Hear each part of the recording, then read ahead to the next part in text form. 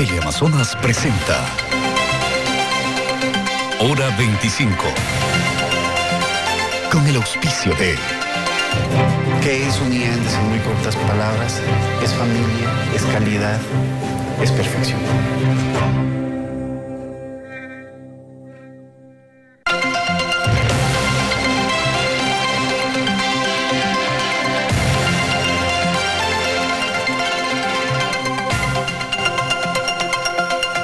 Buenas noches, saludos cordiales, gracias por acompañarnos. Este es el programa Hora 25.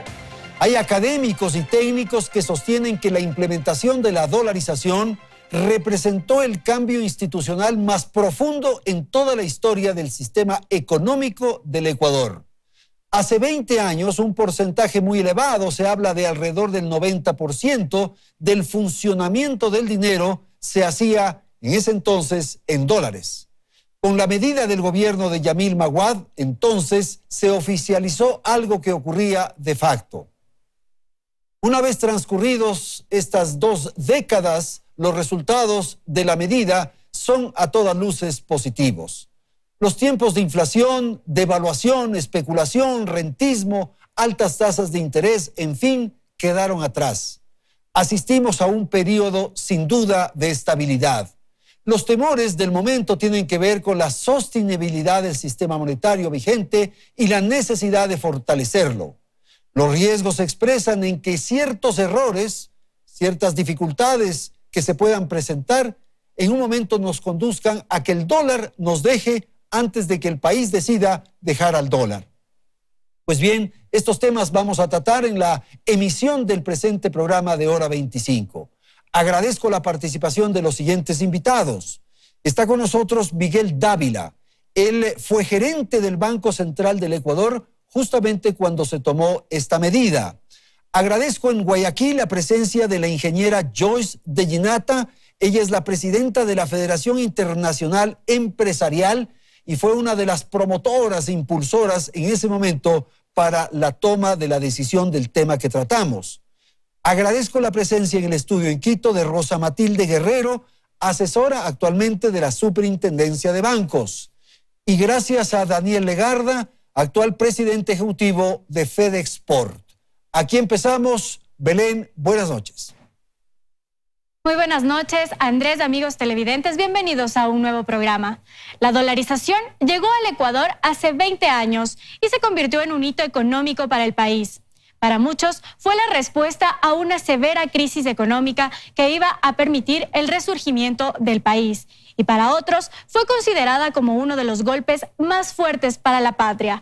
Recordemos con el siguiente reportaje este importante acontecimiento en el Ecuador. La noche del domingo 9 de enero del 2000, el presidente de ese entonces, Yamil Maguad, anunció una decisión radical, de último momento y que marcaría la vida económica del país. He llegado a la conclusión de que el sistema de dolarización es un sistema conveniente y necesario para el Ecuador. Es la salida que ahora tenemos, es el camino por donde debemos transitar. Durante esa cadena nacional, indicó que la conversión sería de 25.000 sucres por cada dólar, lo que significó un duro golpe para las clases medias y bajas. Las deudas se multiplicaron, mientras que los ahorros se pulverizaron. Los jubilados, por ejemplo, vieron reducida su mensualidad a 4 dólares. La vida para muchos se encareció y las conversiones resultaban un dolor de cabeza, mientras que la popularidad del presidente se acercaba rápidamente al abismo. Su caída se aproximaba. Renunciar como presidente, esa es una insinuación que no la puedo aceptar, que no la voy a aceptar. Si aquí de lo que se trata es de dar un golpe militar y tomar el poder por la fuerza, señores, tomen el poder por la fuerza. Los indígenas se tomaron el Congreso con la ayuda clara de la Guardia Militar y abrieron el camino para que un grupo de coroneles del ejército propiciaran la caída de Maguad 11 días después del anuncio. El sucre, que había sido la moneda ecuatoriana durante 116 años, finalmente dejó de circular en 3 meses. ¿Pero qué hizo que Maguad tomara esta histórica decisión que le pasó una alta factura? Ya para 1998, cuando Maguad asumió el poder, se venía incubando una severa crisis económica, financiera y social. La moneda nacional enfrentaba fuertes problemas desde 1983, cuando le llegó la primera alerta, llamada sucretización. Su agonía continuó con el salvataje bancario iniciado en 1994 y llegó a su fin con el feriado bancario de 1999, año en que se desplomaron más de la mitad de los bancos del país. Un estado prácticamente quebrado, junto con una inflación galopante que alcanzó el 100% y una pérdida del valor del sucre, provocaron altos niveles de pobreza y el Ecuador se convertía cada vez más en una olla de presión a punto de explotar.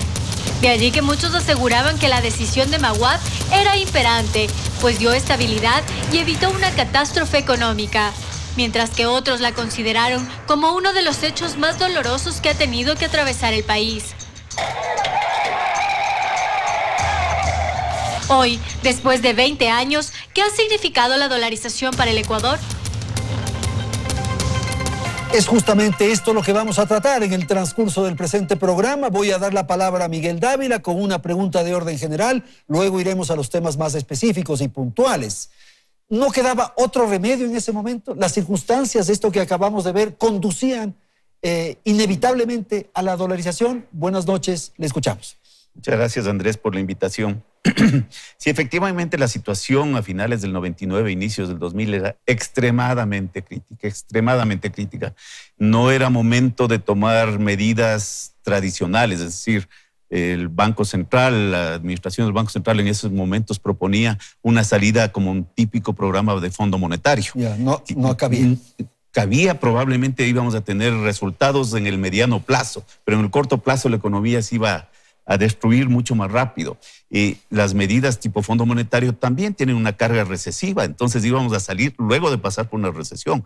Entonces, esta medida de la dolarización permitió solucionar esa crisis sin pagar el costo tan fuerte que de cualquier otra medida alternativa. Si no se tomaba esta medida, creo que podríamos haber sido una anticipación de lo que ahora es Venezuela. Pero hay quienes observan o comentan que las circunstancias condujeron a tomar esa decisión, que era la presión nacional y la presión de la economía justamente la que llevó a esa determinación. Sin lugar a dudas, no fue que el presidente Maguad en ese momento sin ninguna presión dijo dolaricemos. Ya. Había presión. Pero la habían pensado económica. ya la venían pensando. Por supuesto, al menos yo me integré al equipo para analizar la medida, para preparar la medida en septiembre del año 99, es decir, al menos 4 meses estuve yo integrado y tengo conocimiento que simultáneamente estaban trabajando 2 equipos adicionales, uno al mando de Alfredo Arízaga, entonces ministro de Finanzas, y otro equipo en la administración del Banco Central, el cual más bien estaba trabajando en contra de la medida, pero el presidente revisaba las 3 conclusiones, nos hacía juntar, nos hacía intercambiar criterios para él llegar a su decisión. Para ver los pros y los contras. Exacto. Ok, vamos a ir con la ingeniera Joyce de Llenata. Como dijimos en la presentación, Joyce tuvo un rol fundamental, digamos así, en la presión social y en la presión política para conducir a esta decisión. Joyce, buenas noches, gracias por estar con nosotros. Su primera apreciación de este tema que hemos planteado. Adelante, le escuchamos. Buenas noches. Realmente las personas que no me conocen deben de saber que yo soy innatamente empresaria. Es decir, nací con una empresa en un garaje, pero había una gran diferencia. Todavía al Sucre no lo habían asesinado. De tal manera que yo tenía una empresa que no tenía capital todavía, pero que realmente las decisiones estaban en mis manos en un 80%. El 20% restante era por problemas, digamos, que mandaban leyes no aceptables o obviamente problemas climáticos. De repente pasan los años y comenzamos a ver que esas decisiones que un empresario tiene que tener se habían esfumado. El 80% era en manos de algún burócrata o de alguna persona y el 20% apenas del empresario. En esas condiciones no se podía vivir. De tal manera que como yo me eduqué en la Argentina, regreso después de graduada 10 o 15 años después y me di cuenta que los que le habían apostado al austral o al peso argentino estaban en la calle. Los que habían apostado al dólar no les había pasado nada. Eso me quedó, digamos, en mi mente y acá, como yo decidí dejar el anonimato para defender a las pymes, a las pequeñas y medianas empresas, me di cuenta que ellos cada vez tenían más problemas por el tema que las monedas se iban diluyendo y que nadie podía comprarse ni una casa, ni podía comprarse una refrigeradora, no podía tener un crédito, etcétera, etcétera, etcétera.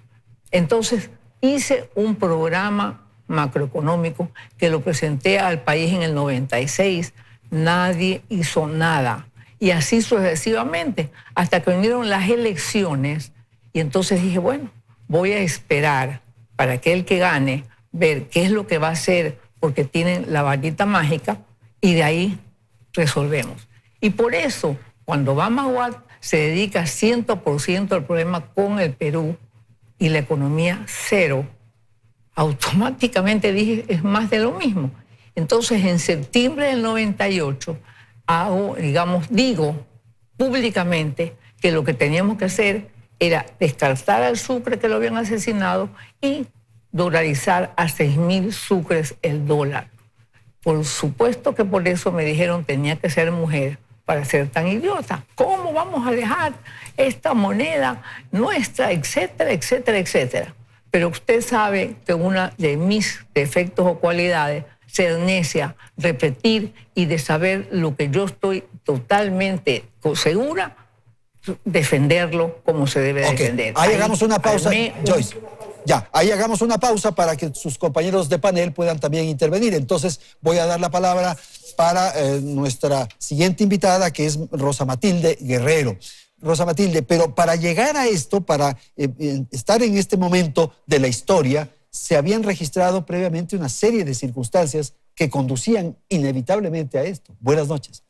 Buenas noches, Andrés. Gracias por la invitación. Saludos a mis contertulios y saludos a la audiencia a quien nos escucha. Sí, para esa época, y recordará Miguel, años antes trabajaba justamente yo con él. En esa época, desde 95, 96, 97 y hasta el 98, fui directora general bancaria.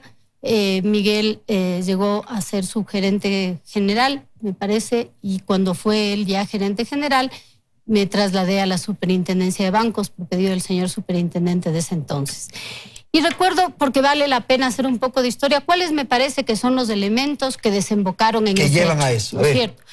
Primero, creo yo, una ley general de instituciones financieras que tuvo una serie de elementos quizás no necesariamente adecuados para la situación que tenía la supervisión de ese momento. Es decir, una superintendencia que no necesariamente tenía las fortalezas para la ley que trajeron al país. Es decir, una supervisión, una superintendencia que no tenía los elementos de supervisión como para supervisar el mercado financiero. Ese será un caso. El dos. El segundo tema, una serie de calamidades externas que hicieron, por ejemplo, que el sector exportador de la costa ecuatoriana, ¿no es cierto?, quede absolutamente inundado, y muchas de las exportaciones del 98 ese momento, plantaciones bananeras, camarón, etcétera, recordarán la Mancha Blanca, no pudieron exportar, y por ende muchos de esas empresas quedaron sin poder pagar a la banca. No se puede uno olvidar de eso. Hay un tercer elemento, la propia ley de la AGD y el impuesto, yo creo, del 1%, que ¿qué hizo? Desincentivó a muchos depositantes a poner depósitos en el sistema financiero. Creo que tampoco hay cómo olvidar eso. Creo que tampoco hay cómo olvidar, yo creo, por ejemplo, el tema del congelamiento de los depósitos, la caída de un banco fundamental que fue el Banco del Progreso, y que hay que estudiar las razones. Hay que recordar que ese banco tuvo cartera vinculada, es decir, también por una falta de supervisión. Entonces no se puede uno olvidar de eso, ¿no es cierto?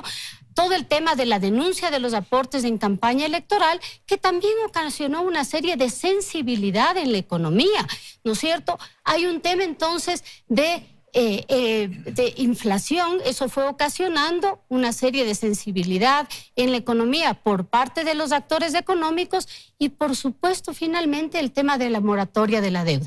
Todo eso va creando en la economía una falta, ¿no es cierto?, de seguridad de los actores económicos, y va generando entonces un caldo de cultivo. Conduciendo a eso. Por Miguel, supuesto. no sé qué comenta de esto, por favor, y enseguida te doy la palabra. Sí, yo quiero primero concordar con Rosa Matilde en gran parte de su análisis y creo que de eso hay que resaltar los beneficios que trae para un país una supervisión financiera y bancaria fuerte. Eso nos da un valor adicional como país que en esa época no teníamos, y eso es uno de los elementos graves. Hay elementos adicionales que quizás se le han pasado a Rosa Matilde, como por ejemplo el estiaje del año 95, la guerra con el Perú a inicios del 95, la crisis asiática, la crisis brasilera, es decir, realmente fue una confluencia de muchísimos factores. Yo lo que sí haría es dividir la parte del congelamiento bancario, marzo del 99, yo ya pondría como consecuencia de lo anterior. Ya estaba.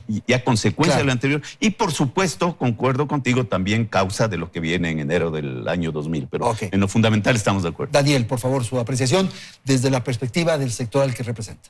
Gracias, Andrés, y un gusto compartir con tan distinguido panel. Yo creo que a nivel no solo del sector exportador, sino para el sector productivo y para la población en general, la dolarización se percibe como la política de Estado o una política cercana, una política de Estado más exitosa, si no es en la historia, al menos en la historia reciente del Ecuador, porque ha permanecido en el tiempo, llevamos ya 20 años con ella, y en un país, en una región en donde hay altísima volatilidad, en donde hay una alta politización también de las decisiones, es destacable que la política haya trascendido ya por 20 años y que ojalá nos siga acompañando por mucho tiempo atrás. Para el sector exportador, hoy en día diría el sector exportador es uno de los sectores que más defiende el esquema de dolarización. No fue así en el inicio. Yo tenía 16 años cuando se tomó la decisión de dolarizar, pero en ese entonces el sector exportador no estaba de acuerdo con la decisión.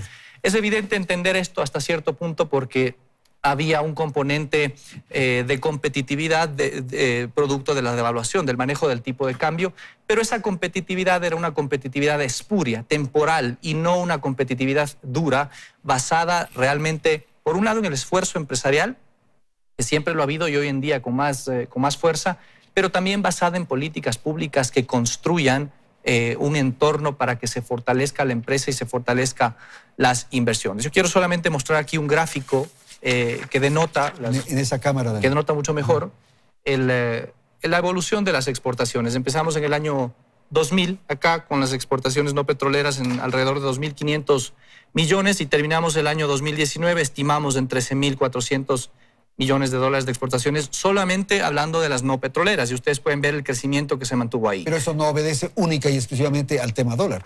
El dólar, sin duda alguna, da estabilidad. La estabilidad permite poder planificar, permite invertir, permite crecer, pero también trae sus desafíos. Espero abordarlos de eso un poco más adelante para no adelantarnos, pero creo que sin duda alguna esa base de tener esa estabilidad y de poder quitar, como decía Joyce, estoy 100% de acuerdo con ella, poder quitar de la mano de, no necesariamente de los burócratas técnicos, sino de los políticos irresponsables, la decisión del manejo de una política económica tan importante en el país fue una solución que ha permitido ese crecimiento. Y con esto cierro este argumento, Andrés, y esto creo que es lo más relevante.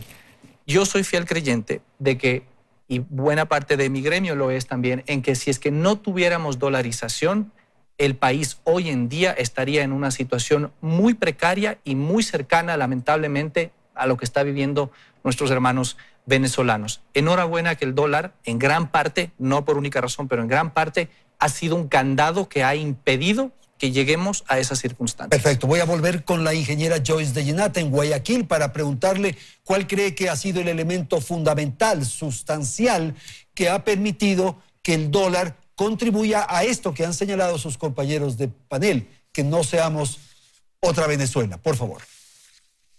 Bueno, la primera cosa, como estoy totalmente de acuerdo con lo que ha manifestado la persona, digamos, de la Cámara de Exportadores. Digamos, usted se puede imaginar para un empresario que no sepa a cómo va a amanecer la moneda al día siguiente. El empresario invierte a plazos, o sea, plazos largos. No se puede, digamos, pensar que uno va a manejar un negocio cuando no sabemos lo que va a pasar al día siguiente. Uno de los temas que se hacía en ese momento es que había una maquinita en el Banco Central que producía billetes y cada vez más falsos. Entonces, uno necesitaba una moneda fuerte, real.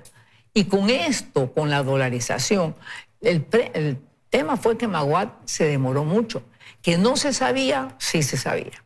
Porque yo en el mes de agosto, septiembre del año 99, fui y a cada uno de los, aquel entonces ministros, les expliqué. Y con Juan Falconi, que era superministro, me vine de Quito a Guayaquil, perdón, de La Tacunga a Guayaquil, donde le expliqué absolutamente todos los detalles de este tema.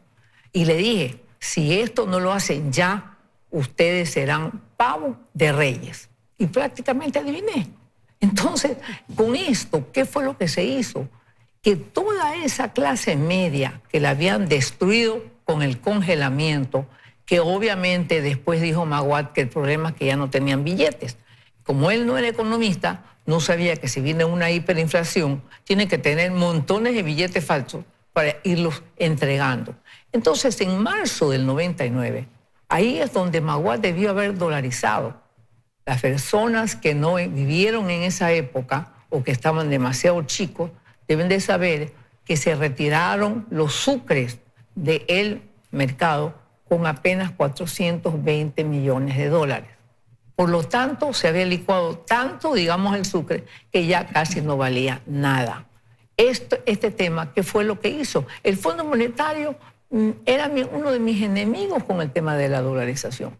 Y después me pidieron disculpas. Y aquel entonces me dijo la persona encargada del fondo, perdóname Joyce, pero no nos imaginábamos nunca lo que pasó. Nosotros pensábamos que con la declaratoria de la dolarización los dólares iban a volar afuera y no fue eso. Le dije, mira, te equivocas, el problema es que ustedes no saben que la economía y la psicología son primos hermanos. Y cuando la persona ve que ya este problema de esta cosa cambió y que estábamos nosotros precisamente gastando en la misma moneda que recibíamos, la gente dijo, no más especulación. Ok, gracias Joyce. Entonces, voy a dar un ratito Joyce, voy a dar la palabra a Rosa Matilde nuevamente para una apreciación de lo que acabamos de escuchar, incorporando un elemento. En estos 20 años, la dolarización ha contribuido al crecimiento o no al crecimiento de la economía nacional, por favor.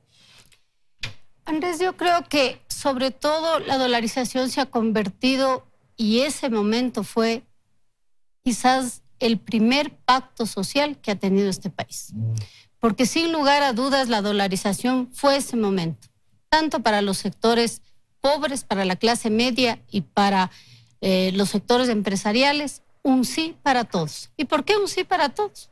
Porque sin lugar a dudas de ese momento, cuando ya el país iba a caer en una incapacidad de poder salir a la calle, conseguir empleo, o ni siquiera poder conseguir qué comprar, la única salida real era esa. Bueno, porque la otra era había unos detractores, ¿verdad? Claro, la otra era hiperinflar. Claro. Nada más, no habían dos posibilidades, o hiperinflar o dolarizar. Y la media, que era, a mi juicio, muy mala, que era la convertibilidad, que significa básicamente, ¿no es cierto?, que usted pueda tener billetes que pueden ser los mismos bolivarianos, por ejemplo, pero en función de los dólares que tenga. Claro. Entonces era mejor esto que era un cinturón de fuerza para un país donde o se toman decisiones como teníamos o simplemente se ordena la economía. Eso por un lado. Y si me permite, una sola cosa más, ¿no es cierto? Adicionalmente, que sí se convirtió en un pacto social, que lo hemos respetado, yo creo bien. Lo que sí nos permitió es ordenarnos más o menos en términos fiscales hasta cuando tuvimos la posibilidad de tener ministros de economía que entendían lo que es un sistema dolarizado. Pero claro, también cuando llegan gobiernos populistas, ¿qué hacen? Lo que hacen es creer que pueden reciclar el dinero que tiene el central, y ahí vienen los problemas, porque no es que el problema en dolarización es, y con esto concluyo, el problema no son que los altos precios del petróleo o que hay necesidad de controlar las divisas. Y si quiere eso conversamos Eso vamos después. a hablar más adelante. Hacemos una pausa, Miguel, Daniel y Joyce en Guayaquil. Enseguida retornamos tras la publicidad.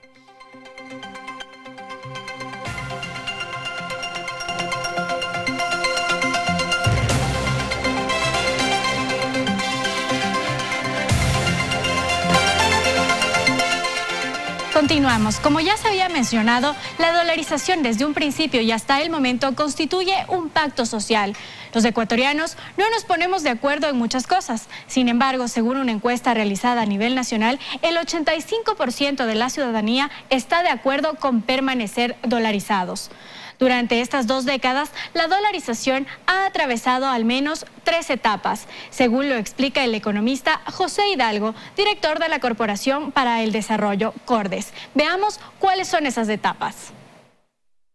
Habría 3 etapas, yo creo que bien definidas. La primera va de 2000 hasta 2006, con una economía con un crecimiento económico aceptable en torno al 4,5% anual y sobre todo con un orden importante en las finanzas públicas. Entre 2007 y 2014 seguimos teniendo una economía que crece, pero ese crecimiento está explicado sobre todo por una enorme expansión fiscal, es decir, un crecimiento, yo diría, insostenible en el gasto público que provocó, pese a un contexto de bonanza económica por el buen contexto internacional, provocó un déficit en las cuentas públicas. Eso hasta 2014.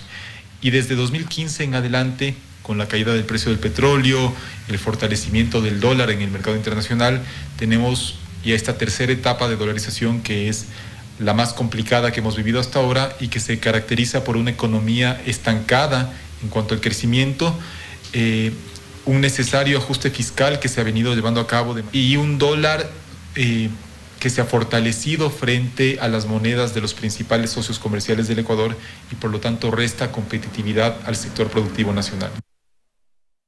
Y aunque Hidalgo sostiene que la última etapa, es decir, el momento actual en el que vivimos, es el más complicado para la dolarización, hay otros economistas, como por ejemplo el exministro Carlos de la Torre, quien señala que fue precisamente otro el momento más complicado que ha vivido la dolarización en el Ecuador, es decir, en el 2015, cuando se incrementó la demanda de dinero físico en el país.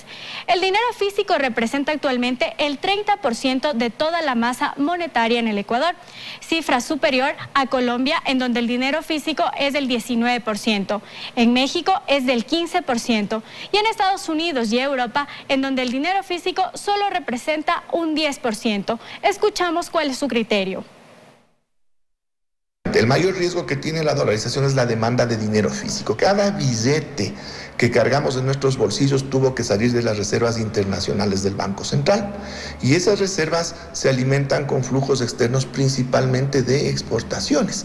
Y si no es de exportaciones, tendría que ser de deuda externa, que es lo que ahora está sosteniendo las reservas del Banco Central. En el año 2015 hubo una demanda mucho mayor de dinero físico por la incertidumbre que generaron ciertos elementos del contexto externo, caída del precio del petróleo, contracción de la economía, y eso presionó de manera muy fuerte a las reservas internacionales del Banco Central. Es justamente ahí donde se justificó el desarrollo de lo que se llamó el dinero electrónico. Desgraciadamente no continuó y ahora no disponemos de un mecanismo que en esa línea pueda de alguna manera minimizar este riesgo de sostenibilidad que tiene la dolarización, que es la creciente demanda de dinero físico de los ecuatorianos. Uno podría llegar a la conclusión, Miguel, escuchando esto, que es el dólar el que nos va a votar, el dólar se va a ir y eso va a ocurrir, el dólar físico. Permíteme, antes de responder tu pregunta, Andrés, referirme a una aseveración de la ingeniera Joyce de Ginata. Ella decía que Magua debió dolarizar en marzo del 99 y lo hacía a 6.000 sucres por dólar. Recordemos que antes de eso, en el año 94, el presidente Abdalá Bucaram planteó la convertibilidad y si lo hacía en ese momento, lo hacía a 4.000 sucres por dólar. Siempre podríamos irnos para atrás. Pero claro, la decisión de la medida tiene un tiempo, tiene un análisis, tiene ciertos requisitos y ciertas circunstancias. En marzo del año 1999, acordémonos, todavía no había estallado la peor parte de la crisis, todavía ni siquiera teníamos los resultados de las auditorías internacionales del sistema financiero, no conocíamos siquiera cuál era potencialmente el riesgo del dinero que había que pagar a los depositantes. Bueno, pero ahí tendría Era lógica imposible. lo que dice el Joyce. Si es que se tomaba en marzo, no se registraban esos otros No, acontecimientos. estallaba y no teníamos posibilidad de enfrentar la crisis. Entonces nos cogía, la crisis estallaba, pero dolarizados, sin ninguna posibilidad de emitir dinero, sin ninguna posibilidad de buscar alternativas de solución. Primero. Segundo, obviamente hay que buscar la viabilidad política y la viabilidad social, que también lleva su tiempo. O sea, yo sí creo que no es solo cuestión de decir hay que tomarle antes para que sea más barato, sino que hay que buscar las condiciones el tiempo, en que está las el condiciones, país. exactamente. Y en marzo, sin lugar a dudas, sin resultados de auditorías internacionales, no existían las condiciones de tomar esa medida. Lo segundo quería referirme, y es para sustentar, para apoyar lo que decía Rosa Matilde hace un minuto.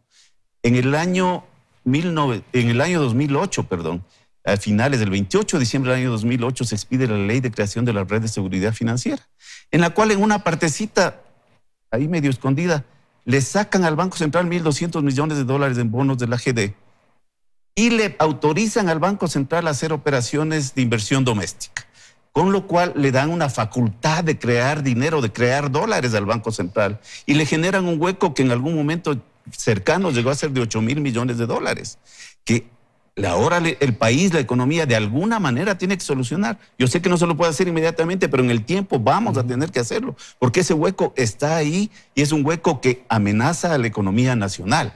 Desgraciadamente siento que las medidas que estamos tomando no todas apuntan en el mismo sentido. Hay una disposición legal recientemente aprobada, y debo decirlo desgraciadamente, que faculta de alguna manera la circulación de cuasimonedas, de títulos del gobierno. Permite la creación de una cuasimoneda. De una cuasimoneda, exactamente. La circulación para realizar pagos en ciertas condiciones, sí, pero eso no debería existir. Aquí la moneda se llama dólar, nadie más puede crear. Los bonos no pueden ser moneda de curso legal. Rápidamente sobre esto, Rosa Matilde, y luego volvemos a los del dinero físico, por favor. Sí, gracias, Andrés. Sí. Absolutamente en la línea que dice Miguel. Siempre la decisión de la dolarización se podía tomar antes, pero yo me permitía decir en alguna intervención anterior que una de las causas que provocaron la situación de 1998 y 99 fue, sin lugar a dudas, la falta de una supervisión eficiente y, en su momento, la administración y la gestión no adecuada de ciertas instituciones bancarias, y hay que aclarar, de ciertas. ¿Cuáles? Las que en su momento quebraron, porque muchas sobrevivieron y fueron bien administradas, y eso hay que decirlo. ¿Y por qué? Por una inadecuada aplicación de una ley. No hubo supervisión adecuada en su momento. ¿Y eso qué significaba? Significaba que al no tener claro cuál era la situación de la banca, el país de ese momento tuvo que acudir a lo que Miguel señalaba, auditorías internacionales. Si no se sabía, porque la supervisión no conocía, hay que decirlo claramente, cuál era el hueco del sistema, claro, cómo usted se cambiaba al dólar, y hay que tener cuidado en eso, ¿no es cierto? Y no tenía ni el central ni recursos de deuda para pagar a los depositantes en dólares de las instituciones que se cerraban. Yo comparto plenamente con Miguel, pero ¿cuál es la lección aprendida de eso? Perdóneme. Que si después de 12 años que hay un gobierno que se gastó también recursos porque le dijo a la banca, oiga, por ley, su liquidez no la tenga afuera, téngala en el Banco Central, cuidado. Y la banca ha sido muy cautelosa estos años, cumpliendo normas nacionales, porque le falta mucho para ir a Basilea III, y eso hay que decirle. Y yo le he escuchado varias veces al actual superintendente, que está desde abril, cuidado, porque no ha estado antes, decir, nos faltan normas para ir a Basilea. Es más, ha propuesto varias normas, pero déjeme concluir cuál es la lección aprendida. Y ha dicho, denme plata para supervisar, pero además también ha dicho, tenemos que liberalizar el índice de liquidez para que la banca pueda gestionar la liquidez para cuidar la plata de los depositantes. Lo está diciendo, esa es la primera lección aprendida. Vamos a aprender de otras lecciones también sobre la posibilidad de que el dinero, el dólar nos deje. No creo que ese sea el caso. Pero si no hay inversiones. Yo no creo que ni el dólar nos deja, Si ni no hay nosotros exportaciones. dejamos al dólar. Mira, el hecho concreto es que nadie que tiene un dólar en su bolsillo lo va a entregar para canjear por una moneda nacional. Pero porque se esté yendo, se vaya. Lo que podemos tener por eso es el una- impuesto de la salida de divisas, por ejemplo. Lo la que podemos conquista tener es FAN. una terrible economía y una recesión profunda, pero salir de la dolarización, yo al menos no voy a dar uno de mis dólares a nadie que me ofrezca El algo. problema a es que hay cambio. un rato en que no vas a tener ese Es que un dólar. siempre voy a tener, es que siempre voy a tener, siempre voy a tener. Es decir, si salimos de esto a las malas, es decir, sucretizando con algunas No, de eso ya esas es otra cosas, cosa. eso Pero implicaría una caída físicamente del hay un sistema momento en que financiero. no haya billetes, ¿no? No Eso es verdad, no es verdad. Ok, Daniel. Andrés, la aseveración del exministro Carlos de la Torre hablaba de que el año 2015 fue complejo porque hubo mucha demanda de dinero físico. No quisiera dejar de señalar aquí algún aspecto que es fundamental para sustentar el argumento que tengo de la compatibilidad de las políticas públicas con la dolarización. Él argumentaba que se empezó a demandar más efectivo y eso en verdad que es un problema para la dolarización porque hay que procurar usar más bien medios electrónicos y otros medios de pago, pero siempre con el sustento, como ya se ha explicado, de que existe ese respaldo en el Banco Central. Las políticas públicas incompatibles exacerban el comportamiento de la economía y más aún en dolarización. El año 2015 también coincidió con un incremento agresivo del impuesto a la salida de divisas al 5%. ¿Sí? Este impuesto empezó en 2009 con 0.5%, se incrementó a 1, luego se incrementó a 2, luego se eliminaron exenciones y terminó incrementándose al 5% en ese año. Ese factor, si uno ve la curva de este gráfico, es un punto de inflexión enorme en la demanda de dinero. Aumenta 5%, la gente empieza a demandar más dinero. Es una política incompatible con el objetivo de poder tener mayores medios de pago que no sean el físico. Esto lleva, por lo tanto, al argumento que quería yo mencionar de que la dolarización ha sido positiva, pero la dolarización también trae sus desafíos que hay que abordarlos y que en donde como país, como sector productivo, como gobierno, no tenemos todavía maduro ese camino, ¿no? Aquí hay que tener políticas públicas que sean normalmente un país y con moneda propia tiene que siempre propender a mejorar la productividad de su sector productivo, la competitividad, para que el crecimiento sea en términos reales, no en base a la inflación o a la emisión de moneda inorgánica. Eso se vuelve aún más importante en dolarización. Pero sobre todo en el anterior gobierno, desde el año 2008 en adelante, hemos tenido una serie de políticas incompatibles con el régimen de dolarización. He dado el ejemplo del ISD, pero también es un ejemplo claro esta política que tiene más tintes populistas que técnicos de lograr un indiscriminado incremento de los salarios, y además sumado a normativas laborales que restan dinamismo al sector productivo. Okay. Y para esto igualmente, ver, solo con un gráfico, sí. Andrés, este es la evolución real, por un lado, del salario en términos reales, el salario mínimo en términos reales, y por otro lado, la productividad de las empresas. Pues uno ve que empieza en 100 porque es el año base, pero ve cómo se agranda la brecha al final. Y en 2008 tenemos una brecha enorme entre lo que es el salario real y lo que es la productividad de las empresas. Esto explica en gran parte esa pérdida de productividad y competitividad que tiene nuestra economía, que le pasa factura a la generación de empleo adecuado y que le pasa factura a las exportaciones también. Y por esa razón no exportamos lo suficiente, a pesar de que hemos crecido por esa estabilidad de la dolarización, no exportamos lo suficiente para poder robustecer nuestro crecimiento económico. Ok, Joyce, por favor, si usted quiere comentar lo que han dicho sus compañeros de panel, incorporando un elemento, y es cuál podría ser el riesgo de medidas inconvenientes, inadecuadas, que nos conduzcan a una situación en la cual perdamos el control de esta moneda. Por favor. Sí. Bueno, la primera cosa que aquí corresponde decir, como dijo Miguel, nadie va a entregar $1 para que le den una ficha. Eso no se da en ninguna parte. Los ecuatorianos no son tontos. Y lo que quieren los ecuatorianos es que con la misma moneda que le pagan, sea la misma moneda que gastan y de una verdadera moneda. Por eso es que hoy día vemos miles de casas que se han construido para la gente de menores recursos, a 30 años, a 25 años, etcétera, etcétera, cosa que era vedado antes. Rosa Matilda tiene, digamos, mucha verdad en algunas cosas, pero la economía, la gente no come de un resultado de un papel que diga cuánto hemos gastado, cuánto no hemos gastado. Aquí se necesitan hacer correctivos. El país tiene miles de oportunidades. Lo que pasa es que hay una economía informal muy grande debido a los famosos tramitologías de diario que la gente ni entiende los formularios que tiene que llenar. Entonces eso es la demanda también en efectivo, porque la gente está vendiendo, haciendo, construyendo, lo que sea, en billete.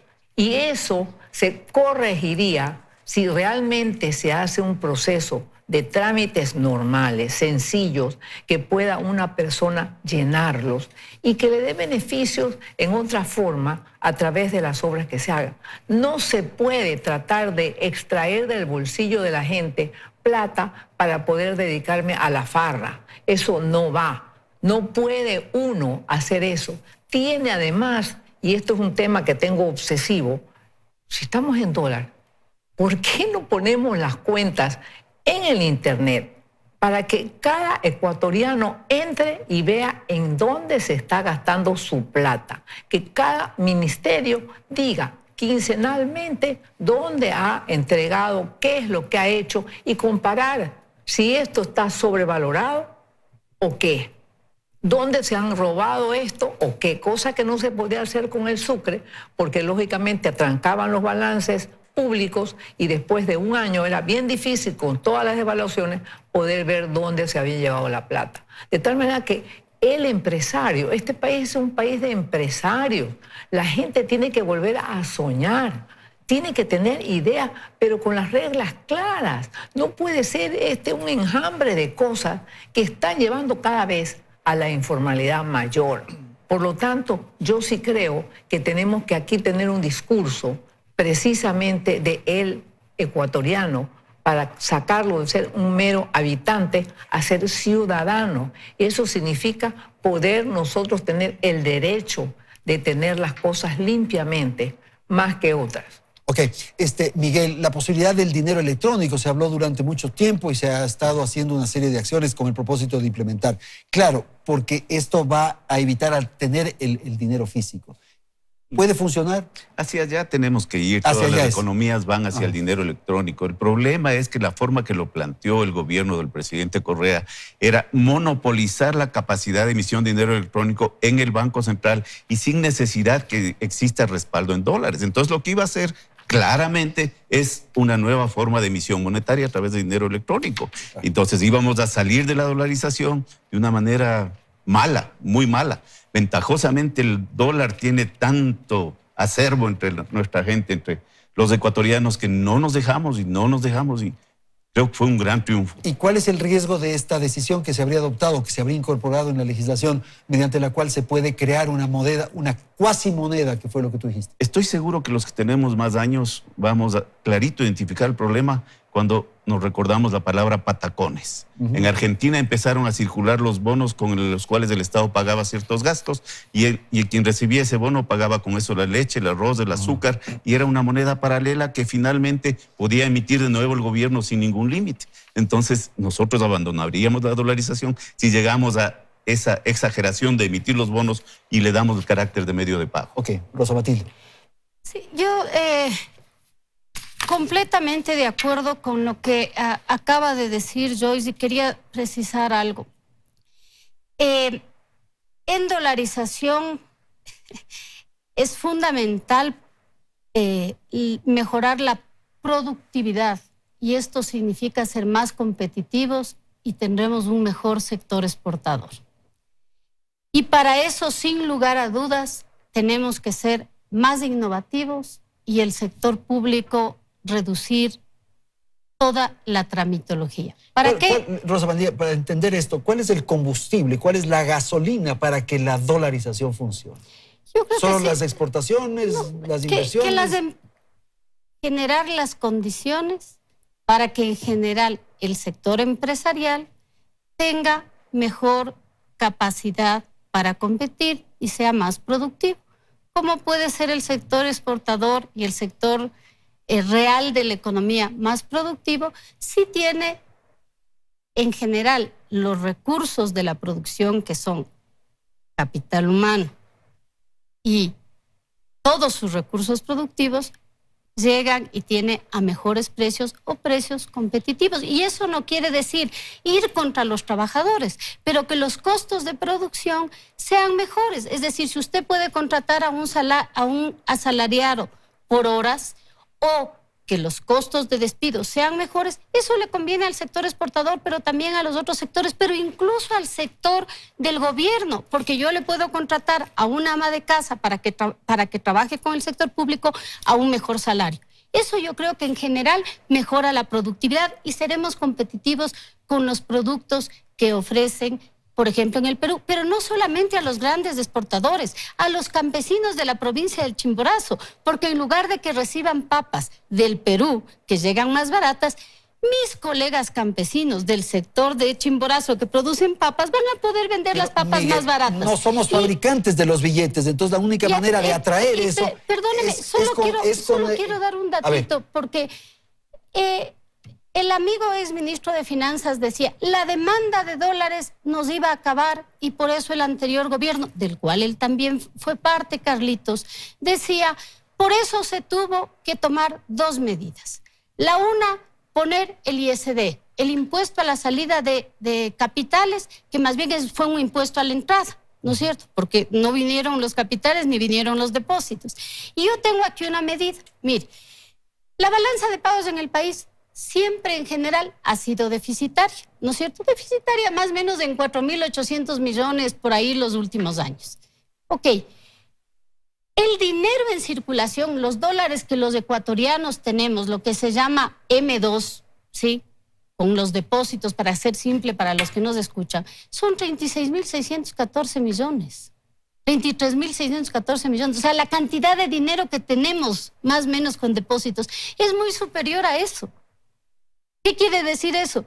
Que en general los dólares que tenemos es más de lo que tendríamos que pagar en neto. Y si reducimos solo al M1, es decir, a lo que es ya efectivo, son 10.000 millones, un poquito más.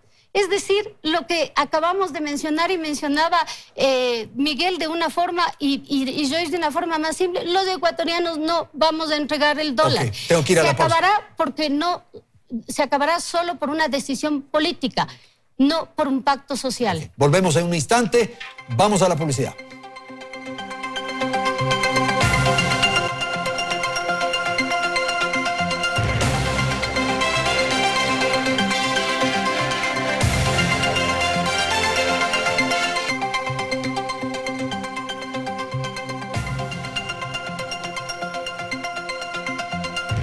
Tenemos apenas 4 o 5 minutos para este segmento final. Vamos a correr y quisiera hacer la pregunta que quedó pendiente en el segmento anterior a Miguel. Si no somos fabricantes, si no somos dueños de esa moneda, es preciso hacer algo para atraer, para que esa moneda venga al país. Pongámonos en el caso malo que seguimos haciendo malas cosas como hicimos durante 10 años en este país. ¿Qué es lo que sucedería?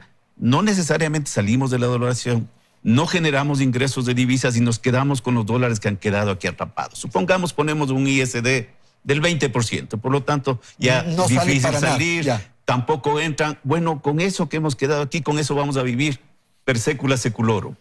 Es decir, una recesión permanente, porque hay que reconocer, la dolarización tiene un problema.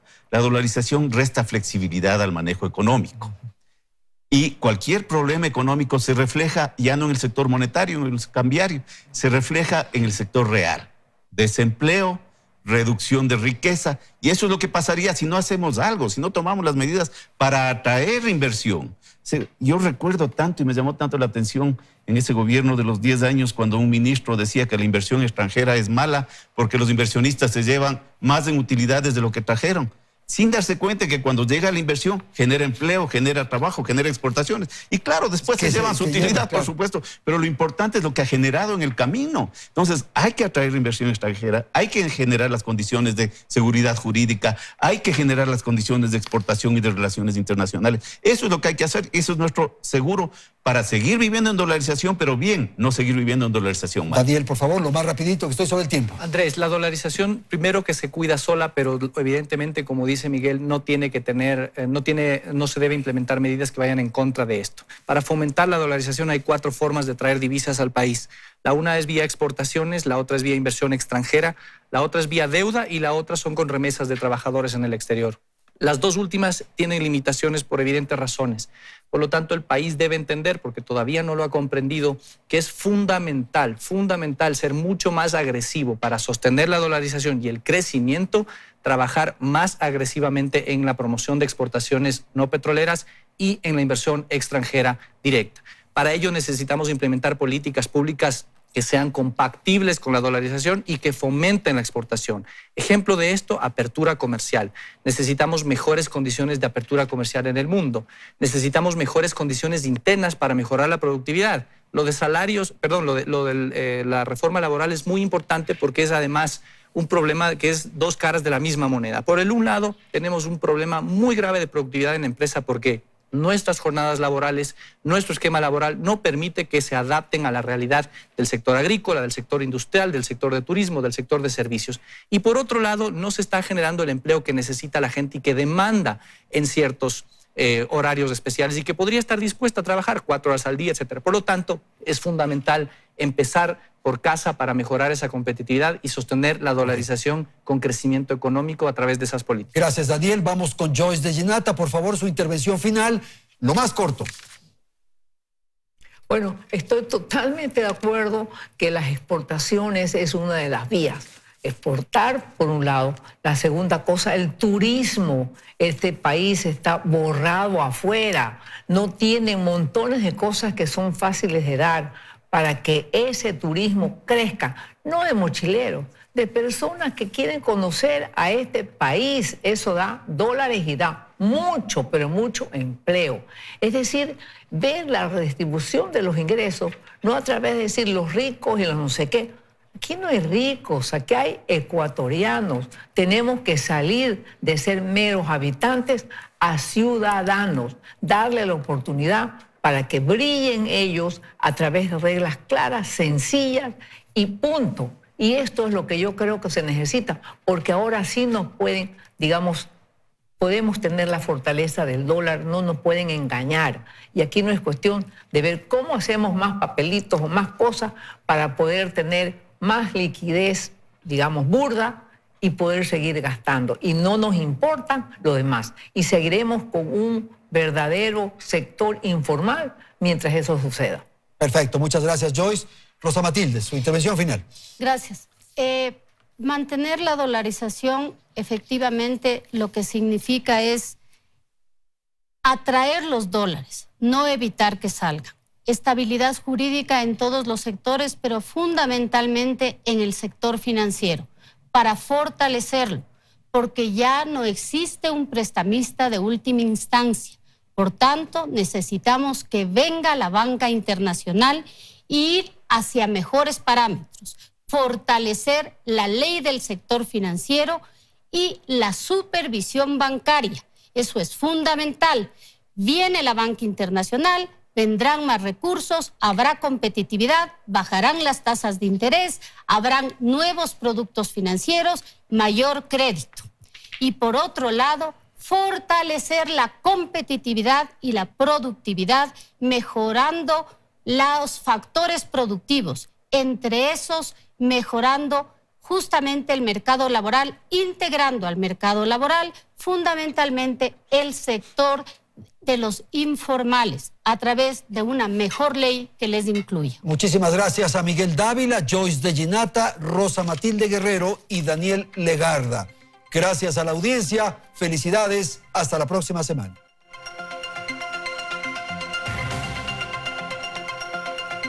Teleamazonas presentó Hora 25 con el auspicio de